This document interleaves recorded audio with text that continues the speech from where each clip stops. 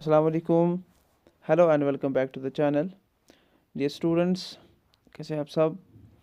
I hope कि आप सब अच्छे से होंगे। मैंने आपको गेस्ट पेपर्स दिए, मैंने आपको टॉपिक्स दिए, मैंने आपको क्वेश्चंस दिए सो दैट कि आप लोगों की हेल्प हो जाए। एंड आई होप कि आप लोगों ने वो सारे क्वेश्चंस लर्न किए होंगे।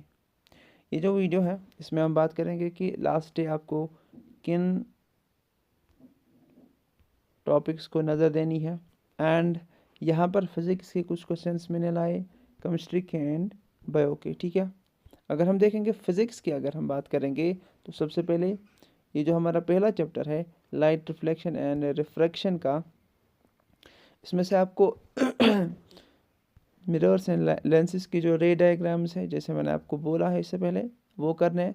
Then numericals in mirror formula, ठीक है, जो आपके बुक में न्यूमेरिकल्स है एक दो आपने करने हैं, जैसे डिस्टेंस ऑफ द इमेज, ठीक है, या ऑब्जेक्ट डिस्टेंस वहाँ पर आपको देखना होता है, या कभी कभार आपको मैग्नीफिकेशन पर भी क्वेश्चन आ सकता है। Then you have the Snell's law, law of reflection, then the reflection through glass slip. ये इतना इंपॉर्टेंट नहीं है, इसको आप छोड़ भी सकते हो, या हो सकता है कि यहाँ से एक बड़ा क्वेश्चन आ जाए, लेकिन मोस्टली यहाँ से क्वेश्चन नहीं आता है। यूज़ ऑफ साइन कन्वेंशंस आपने पढ़नी है। Then properties of a plane mirror, एक छोटा सा क्वेश्चन आपको देखने को मिल सकता है। देन अगर हम दूसरे चैप्टर की बात करेंगे, यहाँ पर आपको labelled diagram of human eye बनानी है and the functions and the parts of functions of the parts of human eye, मतलब कि आपका जो कून सेल्स है, रॉड सेल्स है, वो सब आपने लर्न करनी है। Defects of vision and their correction, cause of correction, ये वाला बहुत ही ज़्यादा इंपॉर्टेंट है, बार बार ये क्वेश्चंस आते हैं, तो इनको आपने नज़र देनी है। Then explain why do plants not twinkle but the stars, ये आपके लास्ट वाला जो पोर्शन है ना, अगर आप सिलेबस पूरा चेक करोगे वहाँ पर आपको खाली दो ही दिए गए हैं, खाली आपको वो दो लर्न करने, ठीक है ना। और डिस्पर्शन की जो डेफिनेशन वगैरह ये आप लर्न कर सकते हो, वही इस कलर ऑफ इसके बिलो, ठीक है। Then we have the electricity.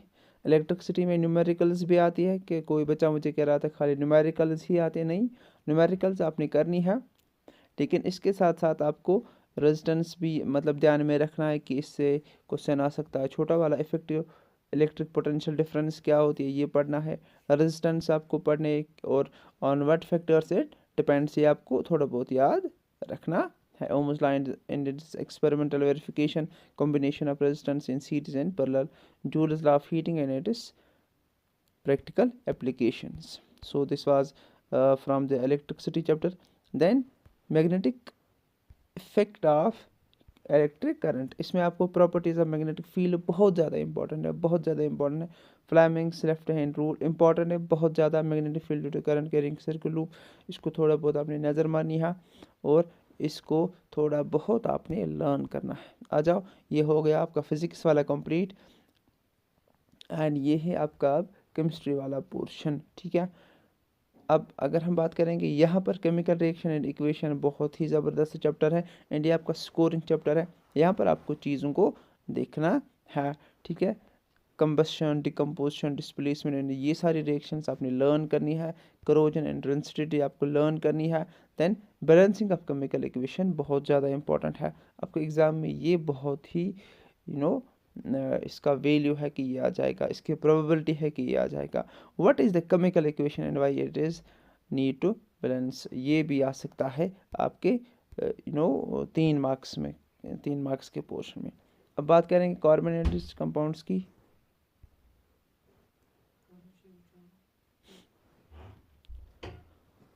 तो यहाँ पर क्या है, combustion, oxidation, substitution, addition, reaction, ये चीज़ें आपने लर्न की करनी, मतलब लर्न करनी है। देन सोप्स एंड डिटर्जेंट्स में आपका एक बड़ा क्वेश्चन आ सकता है, पहले पहले आता था लेकिन अब उतना नहीं आता है। और यहाँ पर ये जो क्वेश्चन है ये बहुत ही ज़्यादा इंपॉर्टेंट है, अभी आपने ये सब लर्न करना है। Electron dot structure of compounds आपके टेक्स्ट बुक के जो क्वेश्चन है वो लर्न करने हैं। Then what's acidification reaction with experiment, ये सब आपने लर्न करने हैं। अब आ जाओ मेटल्स एंड नॉन मेटल्स की बात करेंगे। What are amphoteric oxides with examples, ये आपने लर्न करनी है। रिफाइनिंग ऑफ मेटल्स थोड़ा बहुत आपने पढ़ना है। Physical and chemical properties of metal and non metals. What are ionic compounds and their properties, ये भी आपको लर्न करना है। अब रही बात आपके लास्ट वाले चैप्टर की, that is the acids bases and salts, chemical properties of acid such as reaction of acids with metals, carbonates. ये क्वेश्चन मैंने आपको इससे पहले भी बोला है, तो आई होप कि आप लोगों ने ये सब चीज़ें लर्न की होगी। ठीक है, pH and its pointers, indicators पढ़ना है, ज़रूरी पढ़ना है। Then idea about baking soda, ये पढ़ना है, ज़रूरी पढ़ना है। ठीक है, ज़रूरी पढ़ना है। आ जाओ, आप बायो की बात करेंगे। बायो में सबसे पहले आपने लाइफ प्रोसेस में डेफिनेशन पढ़नी है। यहाँ से आपको एक बड़ा क्वेश्चन देखने को मिलेगा, या as per your new paper pattern आपको छोटे छोटे क्वेश्चंस मिलेंगे। ठीक है, दो और एंड एक। Functions of digestive system, nephron. Then transport में, ट्रांसपोर्ट बहुत ज़्यादा इंपॉर्टेंट है, इसकी डायग्राम आपको पता होनी चाहिए ताकि आपका जो आंसर है वो थोड़ा इजी हो जाए। Respiration,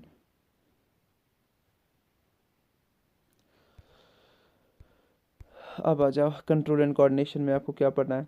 reflex action, reflex arc with examples, diagram function of the parts of the human brain. ये इंपॉर्टेंट है कि आपको फंक्शंस पता हो किसके, ह्यूमन ब्रेन की। Diagram and functions of parts of neuron. Plant hormones important है। ठीक है, functions of the plant hormones. और यहाँ से क्वेश्चंस जो है ना, टेक्स्ट बुक के क्वेश्चंस आते हैं। टेक्स्ट बुक के क्वेश्चन जो मैंने आपको इससे पहले भी दिखाया है वो आपने लर्न करनी है। अब आ जाओ, how to organisms reproduce, male and female reproductive system with label diagram. थोड़ा बहुत इसको नज़र देना है, ज़्यादातर ये आपके एग्जाम में नहीं आता है। What's reproduction experiment, types of reproduction एक क्वेश्चन आ सकता है। ये वाला क्वेश्चन आपके एग्जाम में आ सकता है, 4th वाला। ठीक है, अब आ जाओ हेरिडिटी की अगर हम बात करेंगे। हेरिडिटी में आपका difference between acquired and inherited traits पढ़ने हैं। मेंडल्स एक्सपेरिमेंट, सेक्स डिटर्मिनेशन आपके लिए इम्पॉर्टेंट है। करेंगे बात आवर एनवायरनमेंट की, तो what is environment, explain it's compounds. यहाँ से आपका जो है ना यहाँ से आपके 3 मार्क्स के क्वेश्चन आ सकते हैं या ऑब्जेक्टिव क्वेश्चन आ सकते हैं। ठीक है, depletion, what happen when we add waste to our environment, what is the role of decomposers. ठीक है, how can we manage the garbage we produce. तो दीज वर द क्वेश्चंस जो आपने लास्ट टाइम या लास्ट पर learn करने हैं या लास्ट पर नज़र मारनी है। आई होप कि आप लोगों को वीडियो अच्छा लगा। आगे भी आपको मैं यहाँ पर और चीज़ें बताऊँगा, तो वीडियो में आपने बने रहना है। Thank you for watching the video. लेकिन इस टाइम मैं आपको थोड़ा क्वेश्चन बैंक से आंसर क्वेश्चंस दूंगा। ठीक है, आई होप कि ये जो वीडियोस है आप लोगों के लिए हेल्पफुल होंगे एंड होपिंग कि आप लोग अच्छे से इनको देख रहे होंगे। ठीक है ना, चलो पहले मैं आपको बताऊं कि आपका जो इसमें जो चैप्टर्स है, एक तो केमिकल रिएक्शन एंड इक्वेशन, उसके आपके 6 मार्क्स हैं। देन दूसरा जो आपका है कार्बन एंड इट्स कंपाउंड्स, उसके आपकी 8 मार्क्स है। एसिड बेस एंड साल्ट्स, उसके 5। Then metals and non metals का जो आपका लास्ट में रहता है। ठीक है, सो पहले हम देखेंगे कि आपका जो केमिकल रिएक्शन एंड इक्वेशन है क्या क्वेश्चंस आ सकते हैं। देखो, लॉन्ग आंसर टाइप में आपको ऐसे क्वेश्चंस देखने को मिलेंगे। Explain the type of reactions represented the following equations. ऐसे आपको रिएक्शंस दी जाएगी और आपको ये बोलना है क्या ये डिस्प्लेसमेंट रिएक्शन है, क्या ये डबल डिस्प्लेसमेंट रिएक्शन है। ठीक है, क्या ये कॉम्बिनेशन रिएक्शंस है। ऐसे आपको क्वेश्चंस वहाँ पर देखने को मिलेंगे। और ये वाला क्वेश्चन, ऐसे क्वेश्चंस बहुत ही ज़्यादा इंपॉर्टेंट है आपके एग्जामिनेशन पॉइंट ऑफ व्यू के लिए, तो ऐसे क्वेश्चंस आपने लर्न करने हैं। चलो आगे, ये वाले questions, right a balanced chemical equation for the process of photosynthesis and the condition of the reaction giving physical state of the substances. तो ये तो इतना इंपॉर्टेंट नहीं है, लेकिन फिर भी आपको ये आना चाहिए। देन दिस क्वेश्चन इंपॉर्टेंट है, ये वाला, एक सेकंड, ये वाला, right the balanced chemical equation. देखो, बैलेंसिंग में आपका एक क्वेश्चन ज़रूरी है, बैलेंसिंग में आपका एक क्वेश्चन, और रिएक्शंस में आपका एक क्वेश्चन ज़रूर ही आपके एग्ज़ाम में आएगा। अब आ जाओ आगे, ऑक्सीडेशन रिडक्शन में हो सकता है, अगर टफ पेपर हो तो एग्ज़ाम में आ सकता है। Then this is also important, rancidity important है, बैलेंस्ड केमिकल इक्वेशन इम्पॉर्टेंट है। आ जाओ, ये आपके एनसीईआरटी का पार्ट है, तो ये भी इम्पॉर्टेंट है आपके एग्जामिनेशन पॉइंट ऑफ व्यू के लिए। चलो आगे, शॉर्ट आंसर्स उतने ज़्यादा इसमें यहाँ पर इम्पोर्टेंट ये वाले नहीं है, लेकिन फिर भी इनको आप थोड़ा बहुत देख लेना।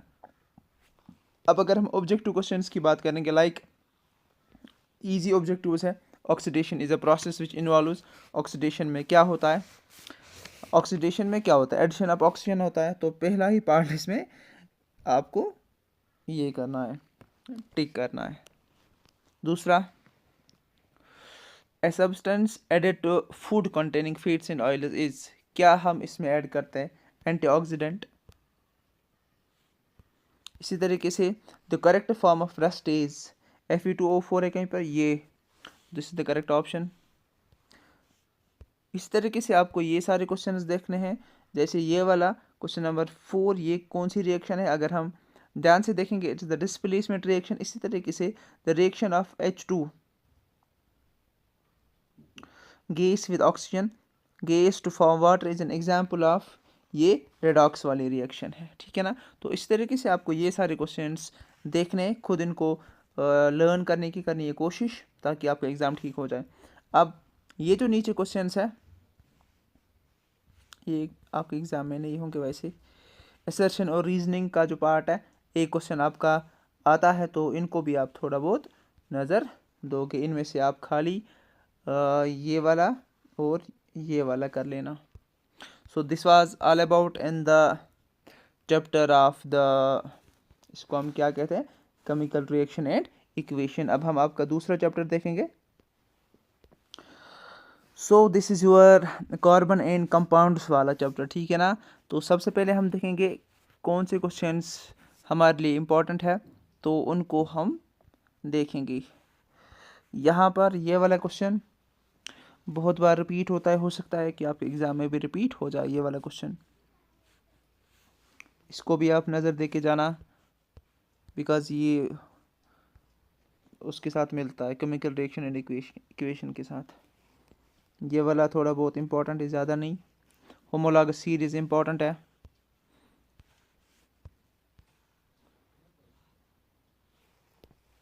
इम्पोर्टेंट है, ठीक है। देखो, अब जो भी स्टूडेंट यहाँ पर इसलिए आया है कि उसको लगता है कि एक दिन में ये सब कंप्लीट होगा, या मैंने पढ़ा नहीं है तो एक दिन में कंप्लीट होगा, इट्स इम्पॉसिबल, ठीक है ना।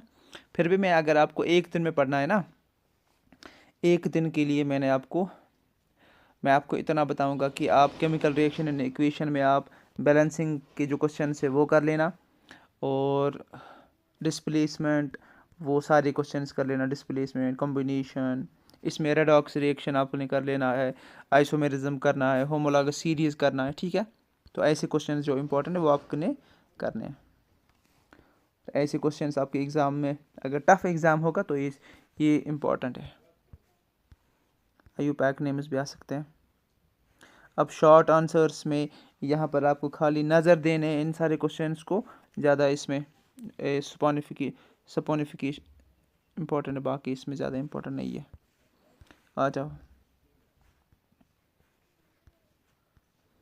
देखो ये अब आपके ऑब्जेक्टिव क्वेश्चन है, इनको आप क्या करोगे, इनको आप ट्राई करोगे कि आपको ये सारे क्वेश्चंस आते हैं कि नहीं। जैसे द फॉलोइंग सैचुरेटेड हाइड्रोकार्बन के not show isomerism, methane, butane, pentane, hexane.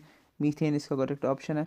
और यहाँ पर आपको फंक्शनल ग्रुप देखना है सीधे, यहाँ पर मेरे ख्याल से अल्डेहाइड्स है, because RC double bond OH का है, ठीक है। तो मैक्सिमम कोवेलेंसी कार्बन का क्या होता है, ठीक है, 4 होता है, बिकॉज ये टेट्रावेलेंट होता है। चलो, सो इसी के साथ ये वाला आपका हो गया कंप्लीट। अब असर्शन रीजनिंग में आप इन क्वेश्चंस को नज़र दोगे, ठीक है। हेटेरो यहाँ पर कोवेलेंट बॉन्ड्स का और कार्बन का जो क्वेश्चन है इंपॉर्टेंट है। आ जाओ, अब हम आपका दूसरा वाला चैप्टर है वो देखेंगे, एसिड्स, या हम पहले देखेंगे मेटल्स एंड नॉन मेटल्स का। मेटल्स एंड नॉन मेटल्स ऐसा चैप्टर है जो मैं इतना बताऊंगा जो कॉन्सेप्चुअल है, ठीक है। ज़्यादा कॉन्सेप्ट इसमें, जैसे ये वाले क्वेश्चंस बहुत ही कॉन्सेप्चुअल है और इम्पोर्टेंट आपके लिए। चलो इसमें देखते हैं क्या आपके लिए इम्पोर्टेंट है।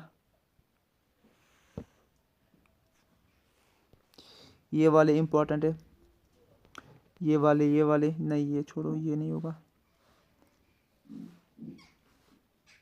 ये भी नहीं होगा। कोवेलेंट बॉन्ड हो सकता है, डॉट स्ट्रक्चर ऑफ मीथेन हो सकता है। देखो अगर मुझसे कोई क्वेश्चन छूट रहे तो आप खुद भी देख सकते हो, ठीक है ना। And these are the multiple choice questions like which is the following react to metal.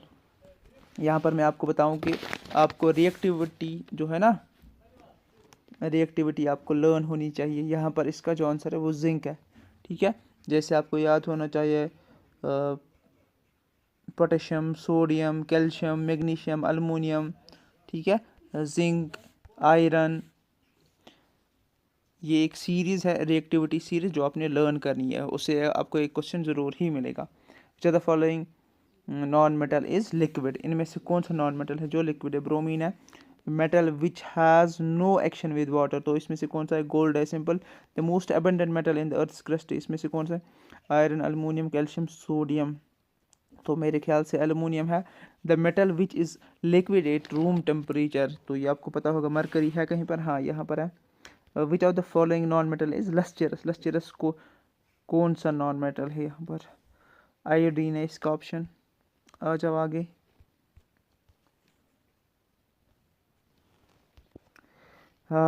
Galvanisation is a method of protecting iron from rust by coating with a layer of, कौन सा हम ये ना कौन सी कोटिंग करते हैं? Zinc important है। Amalgam is an alloy of metal and mercury है कहीं पर, हाँ ये है। The flux used in the blast furnace to remove the unwanted impurities, acidic है कहीं पर ये। तो ऐसे क्वेश्चंस आपने खुद यहाँ पर देखने, इनमें ये बहुत ही ज़्यादा इंपॉर्टेंट है आपके एग्जामिनेशन पॉइंट ऑफ व्यू के लिए।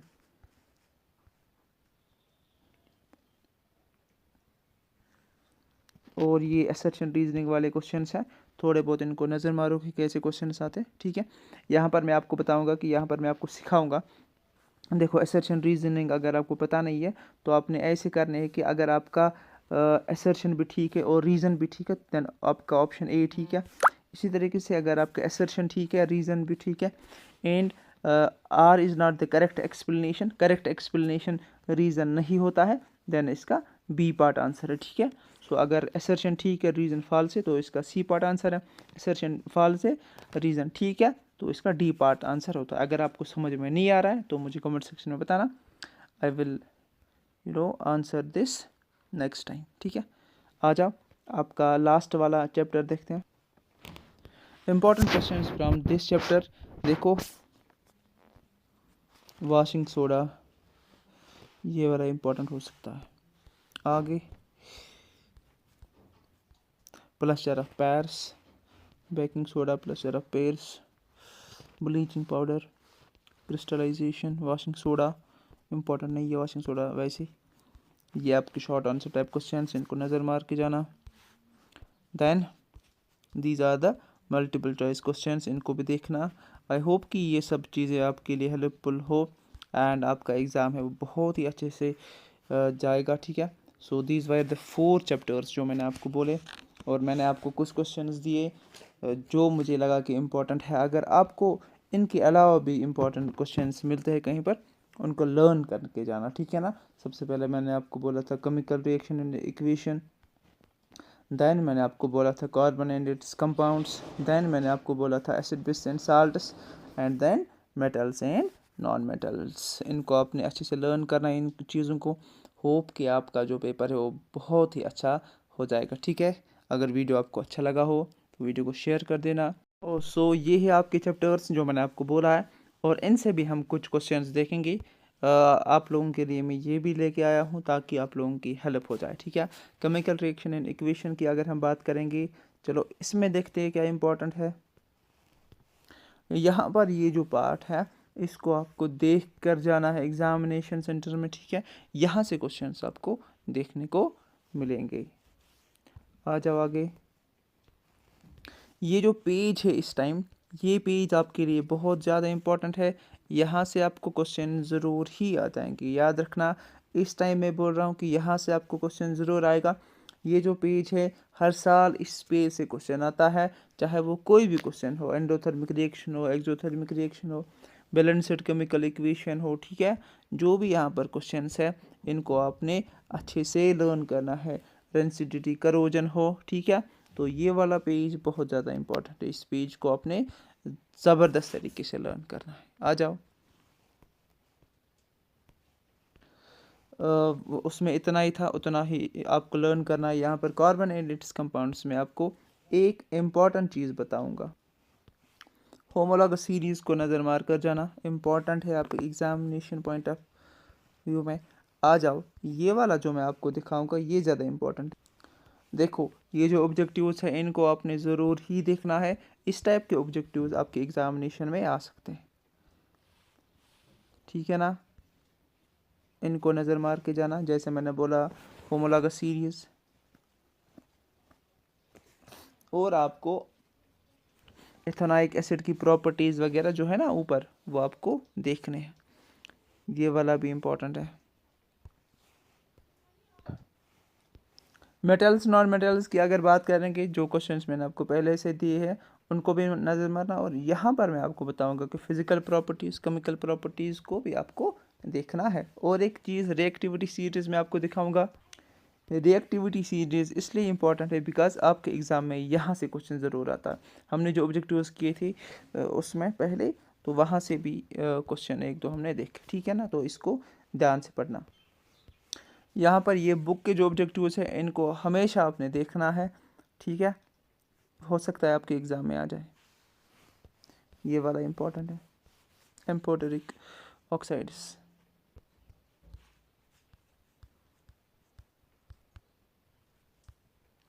So this is the last chapter, और ये acid base and salt sky. यहाँ पर देखेंगे क्या चीज़ें इंपॉर्टेंट है हमारे लिए। इन क्वेश्चंस को देख लेना। इससे पहले जो मैंने आपको paper pattern and guest paper दिया है, या जो मैंने आपको बोला है वो इम्पोर्टेंट है, उससे ज़्यादा आपको पढ़ना नहीं है। तो इतना काफ़ी है आपके लिए, ठीक है ना। होप कि आपको ये वीडियोस हेल्पफुल होंगे। साइंस का जो फिज़िक्स है इसकी बात, इसमें आपके 26 मार्क्स है। याद रहे कि हमारा जो मकसद होता है, ये मकसद होता है कि आपके लिए इजी हो जाए, ठीक है। आपके लिए जो एग्ज़ामिनेशन है वो इजी हो जाए। सो चलो करते हैं हम स्टार्ट।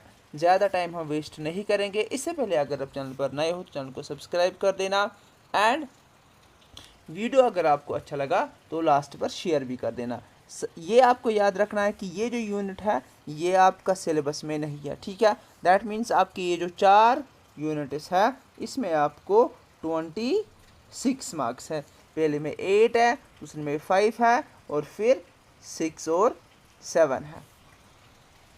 याद रहे, अगर आपने कुछ भी नहीं पढ़ा है, यहाँ पर एक इम्पॉर्टेंट बात है। अगर आपको अगर आप बोलोगे कि सर कोई एक क्वेश्चन जो आपको लगता है बिल्कुल ये आपके एग्ज़ाम में आएगा, तो यहाँ पर मैं आपको वो भी बताऊँगा, और जिसको आपको ज़्यादा लर्न करना है वो भी आपको मैं बताऊँगा। चलो स्टार्ट करते हैं, आ जाओ। सबसे पहले लाइट रिफ्लेक्शन एंड रिफ्रैक्शन की बात करेंगे।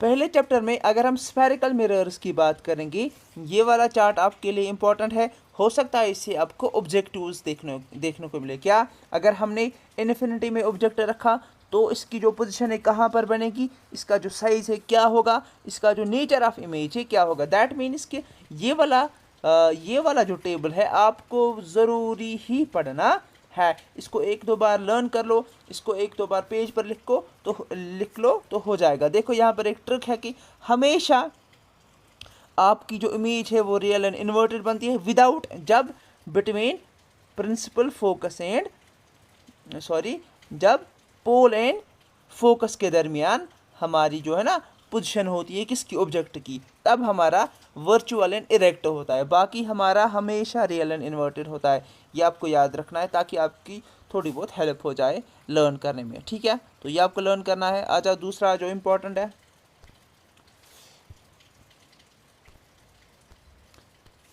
जब आपने चार्ट लर्न किया है तो आपको ये इमेजेस भी लर्न करनी है, ठीक है। So this is also important. अगर आपने वो चार्ट लर्न किया है तो आपको ये भी ध्यान में रखना है। आज वो कनकेव का था और ये कन्वेक्स का था, दोनों ही इंपॉर्टेंट है, दोनों ही चार्ट जो है ना इंपॉर्टेंट है। नेचर ऑफ इमेज दोनों का सेम रहता है और ये सब आपको लर्न करना है। बात करेंगे मैग्निफिकेशन की। मैग्निफिकेशन की डेफिनेशन आप लर्न करो, हो सकता है इससे आपका जो है ना एक ऑब्जेक्टिव निकल आए। डेफिनेशन एंड इसकी जो है फॉर्मूला आपको लर्न करनी है। आ जाओ और एक क्वेश्चन देखते हैं। ये रही इसकी फॉर्मूला मैग्निफिकेशन।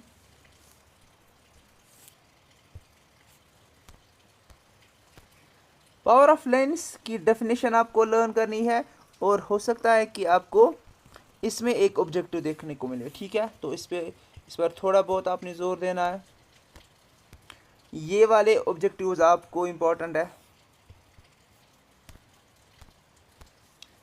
इन ऑब्जेक्टिव्स को थोड़ा बहुत आपने देखना है बिकॉज ये बुक्स हैं, तो हो सकता है इनमें से क्वेश्चन आ जाए। ये वाला जो पोर्शन है आपका, यहाँ से आपको एक बड़ा क्वेश्चन देखने को मिलेगा अगर आपका न्यूमेरिकल वाला पोर्शन आएगा, ठीक है। तो ऐसे क्वेश्चंस आपने लर्न किए होने चाहिए। तो ये आपको देखने ये वाले क्वेश्चंस कैसे आपको लर्न करने, ठीक है। जब ये हो गया आपका पहला वाला चैप्टर कंप्लीट। अब हम दूसरे चैप्टर पर जाएंगे, human I and the colourful world. इसमें इम्पॉर्टेंट है आपका, आपके दो क्वेश्चन ज़्यादा इंपॉर्टेंट, चलो वो मैं आपको दिखाऊंगा। पावर ऑफ एकोमोडेशन, इसकी डेफिनेशन आपको लर्न करनी है, हो सकता है इससे छोटा सा क्वेश्चन आ जाए। देखो अगर अभी तक किसी ने कुछ भी लर्न मत किया है, ये वाले क्वेश्चंस आपके एग्ज़ाम में आने ही आने हैं। याद रहे ये वाले क्वेश्चंस हर साल आते हैं, तो आई होप कि इस साल भी आपको इन्हीं में से क्वेश्चन आ जाए। Myopia, hypermetropia and presbyopia. देखो यहाँ पर आपको करेक्शन इसकी लर्न करनी है और आपको डिफेक्ट लर्न करना है। ये जो इमेजेस है ना, ये डायग्राम्स आपको बनानी सीखनी है ताकि एग्ज़ाम में आपके लिए ये सब इजी हो जाए, है ना। आ जाओ आगे। यहाँ पर ये वाले questions power of accommodation learn करना है और ये वाला क्वेश्चन आपको लर्न करना है। ये वाला भी आप, इसको भी आप नज़र मार सकते हो, ठीक है। आ जाओ। देखो फिर मैं एक बार बताऊंगा, जो स्टूडेंट यहाँ पर ये मतलब इसलिए वीडियो देख रहा है ना कि सर क्वेश्चन बताएगा, 2-3 क्वेश्चन बताएगा, उसी में से आ जाएगा, ऐसा बिल्कुल पॉसिबल नहीं है। हाँ ये जो मायोपिया, हाइपरमेट्रोपिया, प्रेसबायोपिया, इससे एक क्वेश्चन आ जाएगा, ठीक है ना।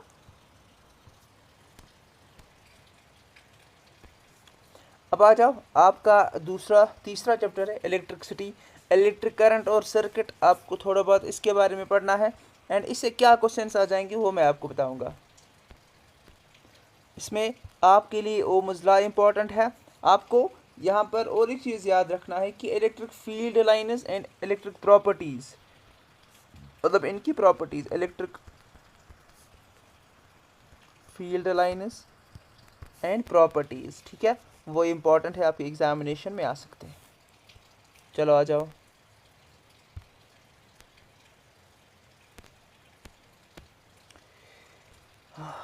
ये वाला क्वेश्चन इम्पॉर्टेंट है, ये वाला क्वेश्चन आपके एग्ज़ाम में आ सकता है। Factors on which the resistance of a conductor depends, exam में आ सकता है, लर्न कर लेना। यहाँ से आपको ये वाला क्वेश्चन लर्न करना है और ये वाला क्वेश्चन आप लर्न कर लेना।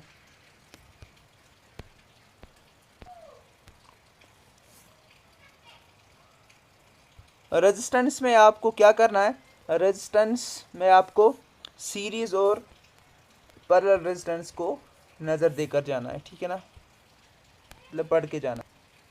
ऐसे क्वेश्चंस आपके एग्जामिनेशन में देखने को मिलेंगे, तो इनको भी नज़र मार के आपको जाना है। इलेक्ट्रिक पावर से आपको एक क्वेश्चन देखने को मिलेगा, इसको आपको अच्छे से पढ़ना है। इलेक्ट्रिक पावर, ये दो क्वेश्चन पढ़ के जाना, इम्पोर्टेंट एग्ज़ाम में आ सकते हैं। चलो आ जाओ और देखते हैं। Magnetic effect of electric current बहुत ही ज़्यादा इंपॉर्टेंट है और इससे आपको छोटे क्वेश्चंस आ सकते हैं, ठीक है ना, 4 मार्क्स के, 2 मार्क्स के, 3 मार्क्स के। सबसे पहले आपको इसमें क्या लर्न करना है और क्या पढ़ के आपको जाना है वो मैं आपको बताऊंगा। ये वाला ज़्यादा इम्पोर्टेंट है, ठीक है ना, राइट हैंड थंब रूल आपको पढ़ लेना है। आजा और एक चीज़ मैं आपको बताऊंगा, ये तीनों क्वेश्चंस इंपॉर्टेंट है, आपके एग्ज़ाम में आ सकते हैं, तो इनको भी आपने पढ़ना है अच्छे से। और ये वाला ऑब्जेक्टिव आपने पढ़ना है, हो सकता है आपके एग्ज़ाम में आ जाए। और एक इम्पॉर्टेंट चीज़ मैं आपको बताऊंगा जो आपको बहुत ही अच्छे से पढ़ना है, वो है magnetic field lines. Electric motor से एक बड़ा क्वेश्चन आ सकता है, इसलिए आपको ध्यान में रखना है। इलेक्ट्रिक मोटर से आपको बड़ा क्वेश्चन आ सकता है, ध्यान में रखना। ये तीनों क्वेश्चन इंपॉर्टेंट है, इसको नज़र मार के देना है, नज़र मार के आपको एग्जामिनेशन सेंटर जाना है, ठीक है ना। आ जाओ, और एक बड़ा क्वेश्चन आपको मैं दे रहा हूँ, ये आपके एग्ज़ाम में हर साल आता है, इस साल भी इसके चांसेस अच्छे हैं, प्रोबेबिलिटी है कि ये भी आपके एग्ज़ाम में आ जाए। ये छोटा सा क्वेश्चन आपके एग्ज़ाम में आ सकता है, इलेक्ट्रिक जनरेटर आपके एग्ज़ाम में आ सकता है। इन क्वेश्चंस को पढ़ के जाना इम्पोर्टेंट है।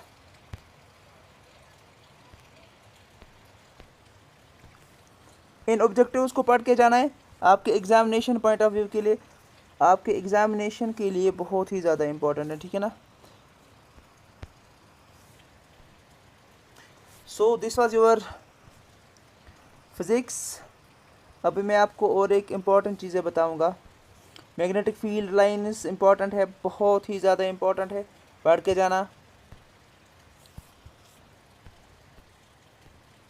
यहाँ पर ये जो क्वेश्चन है आपके लिए इम्पोर्टेंट है, ऑब्जेक्टिव के लिए इम्पोर्टेंट है, आपके एग्जाम में आ सकते हैं। रॉड सेल्स और कून सेल्स, उनको देख के जाना, हो सकते हैं आपके दो मार्क्स में आपको फंस जाए।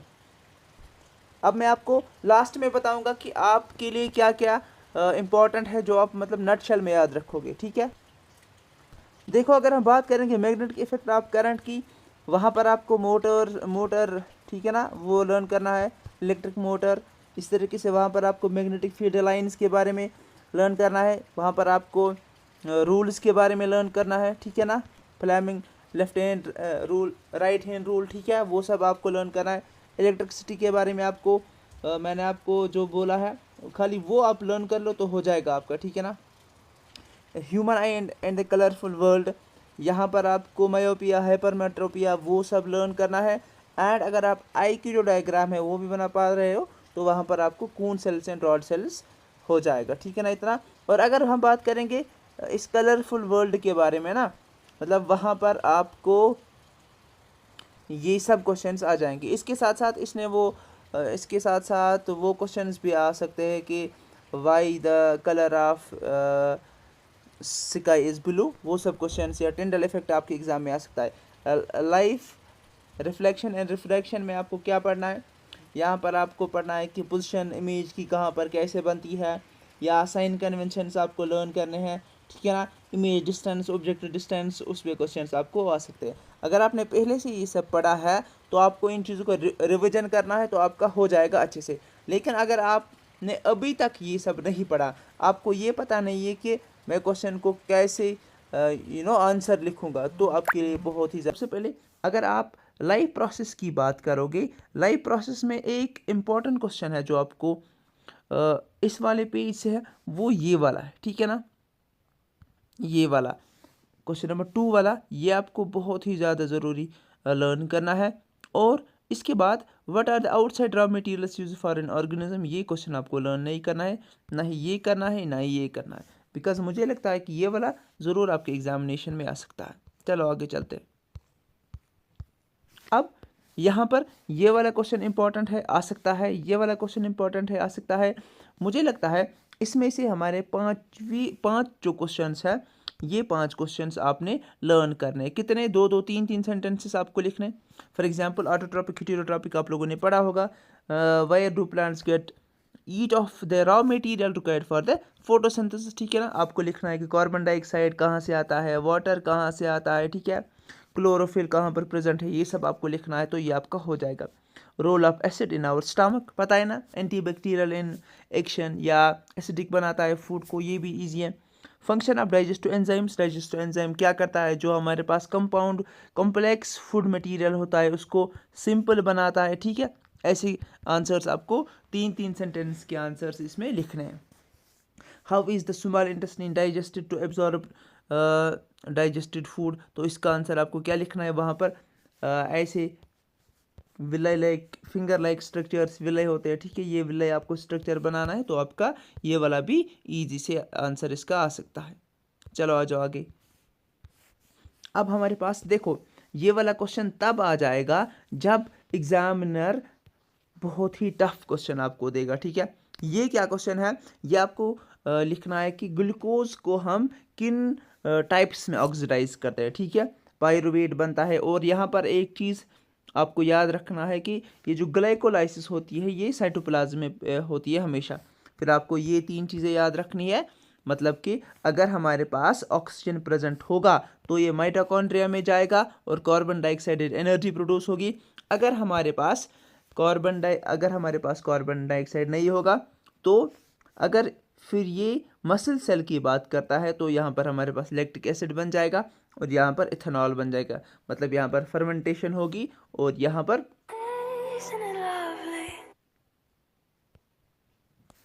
ठीक है। आ जाओ, ये तब क्वेश्चन आ जाएगा जब आपका ये टफ वाला क्वेश्चन होगा। यहाँ पर आपको ये क्वेश्चन लर्न नहीं करना है, ये भी नहीं करना है, ये भी नहीं करना है, ये भी नहीं करना है।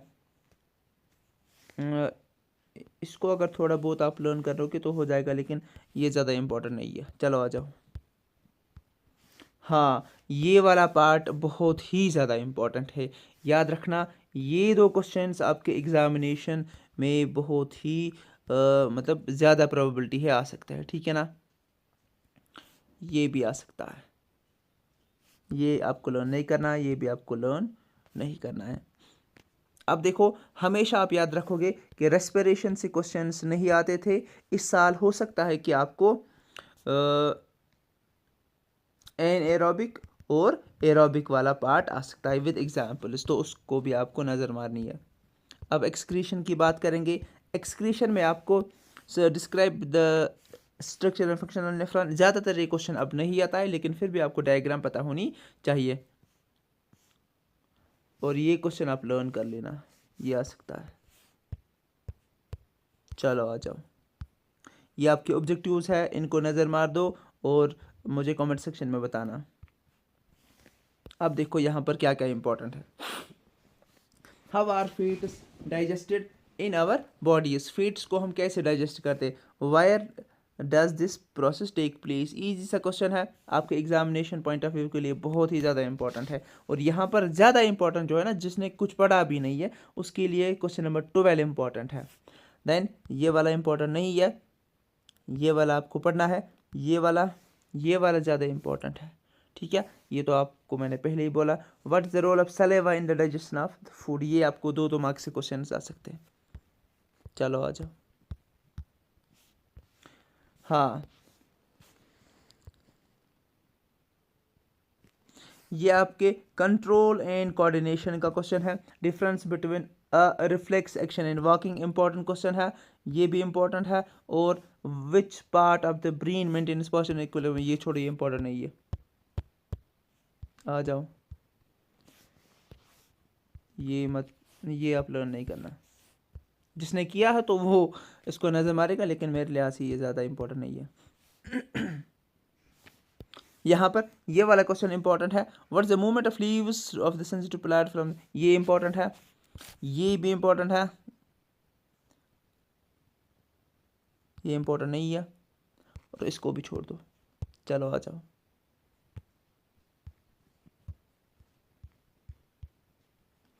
How does chemical coordination take place in animals, यहाँ पर क्वेश्चन नंबर 4 ज़्यादा इंपॉर्टेंट है, क्वेश्चन नंबर 3 भी इंपॉर्टेंट है, इन 2 को आप छोड़ दीजिएगा।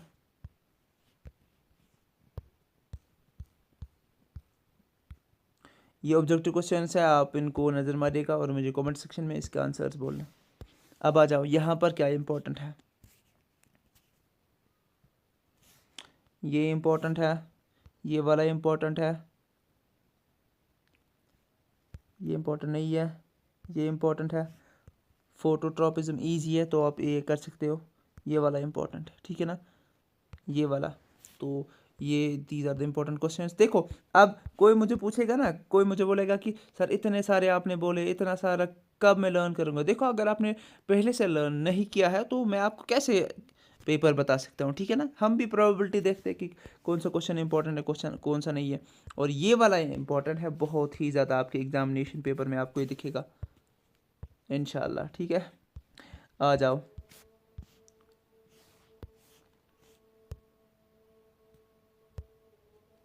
ये वाला इम्पोर्टेंट है, ये वाला बहुत ही ज़्यादा इम्पोर्टेंट है। ये वाले क्वेश्चंस आपके एग्जामिनेशन पेपर में आ सकते हैं। आ जाओ आगे। Word the process of pollination different seminal vesicle का। सेमिनल वेसिकल आपके रिप्रोडक्शन के पार्ट का, ये ना मेल रिप्रोडक्टिव सिस्टम का जो seminal vesicle and prostate gland का पार्ट है, तो वहाँ से ये क्वेश्चन है। आ जाओ, ये क्वेश्चन आप देखो। What are the different methods of the contraception, थोड़ा बहुत आपको ये लर्न करना है। ये क्वेश्चन आ सकते हैं, ये वाला क्वेश्चन आ सकता है। आ जाओ, ये क्वेश्चन आपको लर्न करना है, इंपॉर्टेंट है। अब इसका आंसर अगर किसी को पता नहीं तो मुझे कमेंट सेक्शन में बताना। अब ये छोड़ो, अगर किसी ने नहीं पढ़ा है तो ये वाला क्वेश्चन आपके एग्जामिनेशन में आ सकता है, ऊपर वाले आपको नहीं पढ़ने, क्योंकि अभी तक अगर आपने ये लर्न नहीं किया तो छोड़ दो। आ जाओ,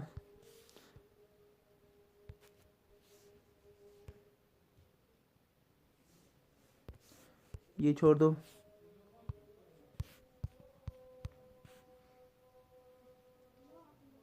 what factors could lead to rise of new species, ये आप लर्न कर सकते हो, ये दोनों छोड़ दो। ये भी छोड़ दो, ये छोड़ दो। ऑब्जेक्टिव्स को ट्राई कर लो, मुझे इनके कमेंट सेक्शन में आंसर चाहिए। ये छोड़ दो। आ जाओ, ये वाले इंपॉर्टेंट है, बहुत ज़्यादा इंपॉर्टेंट है, ये आपको लर्न करने। और यहाँ पर है ना 3 आवर्स आपको ये करने लर्न, इम्पॉर्टेंट है, इम्पॉर्टेंट है। आ जाओ, बहुत ज़्यादा इम्पॉर्टेंट है, लर्न कर लेना। इनके जो है ना मुझे आंसर्स चाहिए कमेंट सेक्शन में। यहाँ पर आपके एग्ज़ाम में क्या आ सकता है, अगर ज़्यादा टफ एग्ज़ाम होगा तो ये आपके एग्ज़ाम में आ सकता है, और ये आपके एग्ज़ाम में आ सकता है। बाकी ये दो छोड़ दो, ये आ सकता है लावन वाला।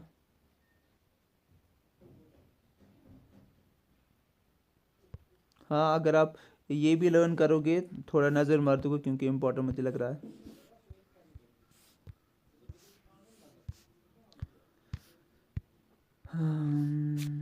ये वाला छोड़ दो,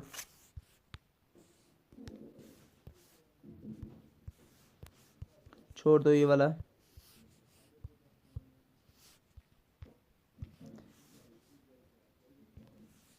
छोड़ दो। सो these were the important questions from your biology section।